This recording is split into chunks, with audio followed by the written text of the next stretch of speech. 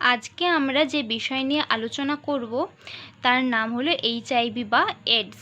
প্রথমে আমরা জেনে নেব যে এইচআইভির পুরো কথা কি। এইচআইভির পুরো কথা হলো হিউম্যান ইমিউনোডেফিসিয়েন্সি ভাইরাস বা মানব প্রতিরক্ষা অভাব সৃষ্টিকারী ভাইরাস। এটি লেন্টিভাইরাস গোত্রের অন্তর্গত, যার সংক্রমণে মানবদেহে এডস রোগের সৃষ্টি হয়।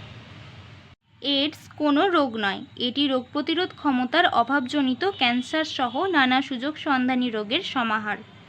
It is caused by HIV, which attacks cells that help the body fight against infections. করে বুঝবো যে আমরা এইচআইভি রোগীর অন্তর্গত? আমাদের শরীরের মধ্যে ক্লান্তিভাব দেখা দেবে, গলায় ইনফেকশন হবে, ডায়রিয়া হবে, পায়ের পেশি বা হাতের পেশিতে ব্যথা হবে, চুলকানি হবে, উচ্চ মাত্রায় জ্বর হবে, মুখের ভেতরে বা মুখ গহ্বরে ইনফেকশনস হবে, গলা ফুলতে থাকবে। এরপর আমরা জেনে নেব এইচআইভি রোগের কারণ কি। আক্রান্ত ব্যক্তির রক্ত অন্য কোনো সুস্থ ব্যক্তি গ্রহণ করলে এইচআইভি হয়। এইচআইভি জীবাণু বহনকারী ইনজেকশনের সিরিজের ব্যবহার অন্য কোনো সুস্থ ব্যক্তিকে করলে এইচআইভি হয়। নিডেলের একবারই ব্যবহার করতে হবে।